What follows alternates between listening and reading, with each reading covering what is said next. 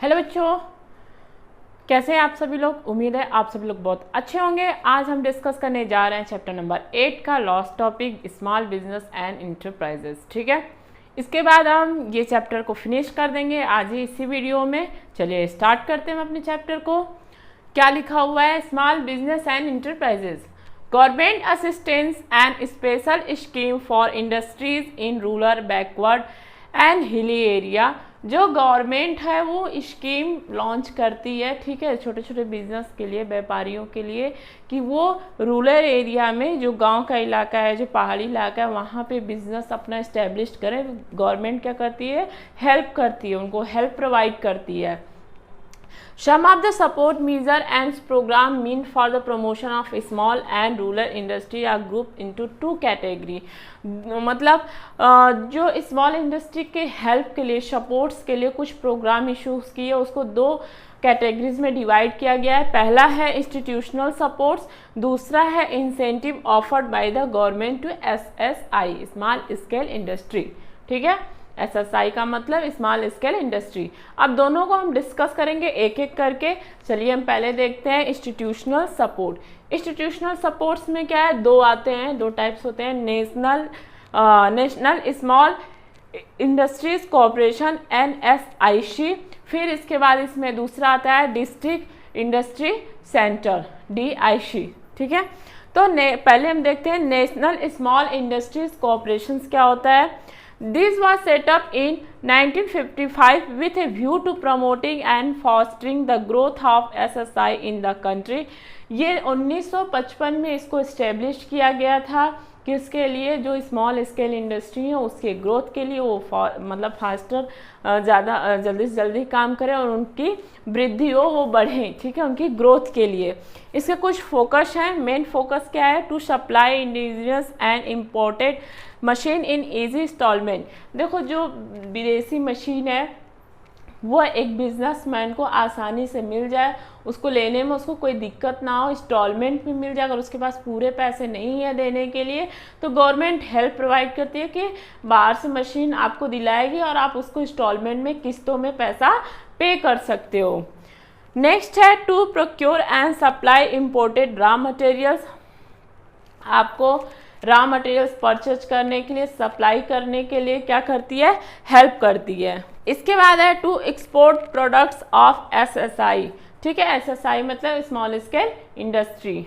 जो आपका प्रोडक्ट है, SSI का प्रोडक्ट है, वो एक्सपोर्ट करने के लिए NSIC जो है हेल्प करती है। किसके लिए, एक्सपोर्ट करने के लिए, ठीक है, बाहर बेचने के लिए, विदेश में बेचने के लिए, एक कंट्री से दूसरे कंट्री में सेल करने के लिए। To provide advisory and mentoring service. NSIC क्या करती है, ये गाइडेंस करती है बिजनेस को, और कोई गाइड की ज़रूरत होती है तो वो क्या करती है, गाइड करती है बिजनेस को। नेक्स्ट है टू प्रोवाइड टेक्निकल असिस्टेंस। अगर कोई टेक्निकल इशू होता है, टेक्निकल हेल्प चाहिए, ठीक है, तो क्या करती है, NSIC क्या करती है, हेल्प करती है स्मॉल स्केल इंडस्ट्रीज़ को क्या करने के लिए, सेटअप करने के लिए नए टेक्नोलॉजी का। इसके बाद हम देखेंगे the district industry centre DIC। The DIC program was started on 1 May 1978। DIC is the institution at the district level which provide all service and support to entrepreneur for setting up small scale business such as identification of suitable scheme, preparation of feasibility reports, arranging for credit etc। इसमें क्या होता है, ये establish हुआ था DIC का 1978 1 May को। ठीक है, इसका मेन काम क्या होता है, ये डिस्ट्रिक्ट लेवल पे काम करता है, डिस्ट्रिक्ट लेवल पे प्रमोट करता है स्मॉल स्केल इंडस्ट्रीज़ को कि ये जाके रूरल एरिया में सेटअप करे, और गवर्नमेंट उनकी क्या करेगी, हेल्प करेगी।